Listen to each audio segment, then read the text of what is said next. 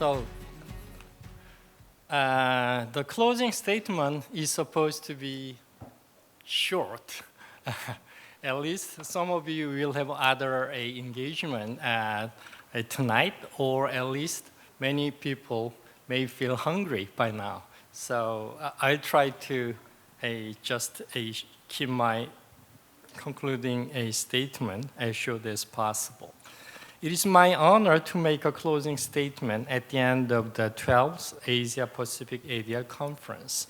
I'm here not as a representative of any arbitral institution, but just as a member of the Korean arbitration community who has been one of the main pioneers to try to develop Korean international arbitration practice now almost 20 years ago.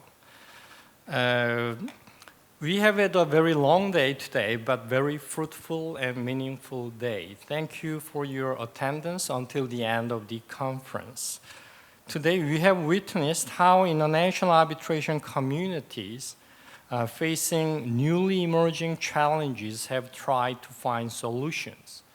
Such challenges include not only biological ones like the pandemic, but also newly approaching digital era with the technology advance and the resulting demands from arbitration service users.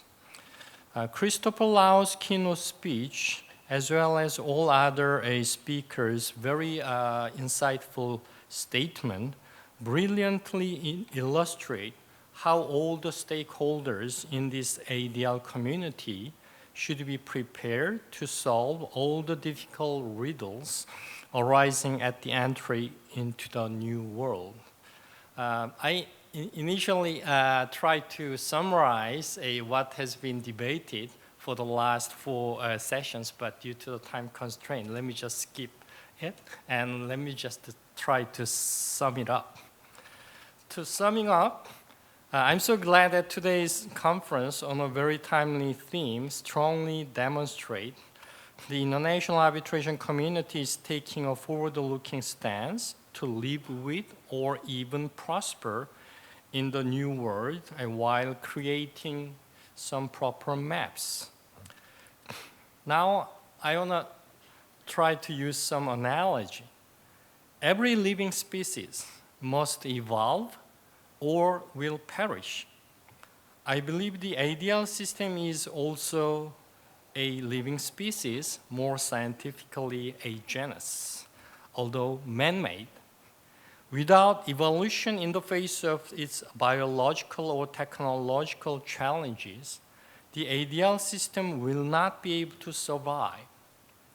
All the effort being made by the international arbitration community, including today's conference, to find solutions to the newly emerging challenges from inside and outside of the system, should be viewed as its persistent effort to survive the new living environment by consciously evolving into the new world.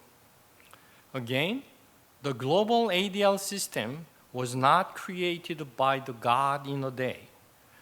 The first generation of the arbitration community that contributed to making arbitration a default dispute settlement system for international business transactions should take the credit for its success so far. However, it should be kept in mind that arbitration is a private system of justice, which can thrive only on the basis of the actual and potential users' confidence in that system. The international arbitration community should keep proving why and how arbitration can serve better for justice than other forms of dispute settlement. Although the spirit of mediation or conciliation traditionally prevail in the significant part of this region, I mean Asia, arbitration as such, in a more judicial mode, was not a dispute settlement mechanism familiar to many parts of Asia until the very end of the 20th century. we all know that it is not the case any longer. Asia is becoming one of the booming playing grounds for international arbitration. The total case numbers being handled by Asian leading arbitral institutions almost catch up or sometimes exceed the same for other traditional non-Asian arbitral institutions in the Western Hemisphere. At the same time, however, we began to witness some imbalance in terms of administrative capacities and caseload among various Asian arbitral institutions, relatively speaking. Although prevailing arbitration rules and best practice try to take the balance between civil law and common law system, there seems to be still a lingering perception or allegedly a misperception that, to some extent, certain aspects of the arbitration in Asia still operated in a manner more convenient to common law lawyers, whereas the absolute majority of arbitration service users are from the civil law tradition. Should one living genus or living species wish to thrive under its ecosystem, it would have to evolve by improving its inherited genes, which helps prevail over other competing genus. In that process, one should remember one very obvious scientific truth. Diversity and competition are vital to maximizing a genus's adaptability to various environmental challenges. If the competitive balance among similar species broke down, it might be detrimental to the whole species belonging to the same genus. Maybe I don't need to explain what this analogy means to the international arbitration in this region.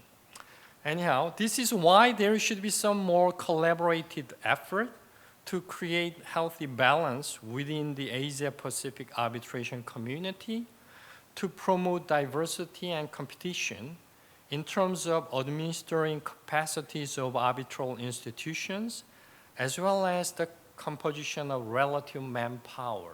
Maybe I don't need to take the example of what are the relevant manpowers. Korea's continued effort to promote arbitration hand in hand with its neighboring friends, arbitration friends.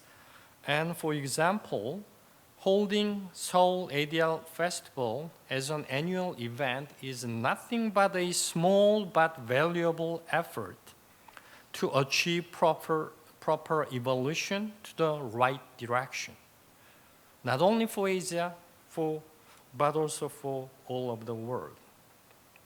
In this line, as a member of a Korean and Asian arbitration community, I would like to proudly congratulate on this successful hosting and conclusion of the 12th Asia-Pacific ADR Conference.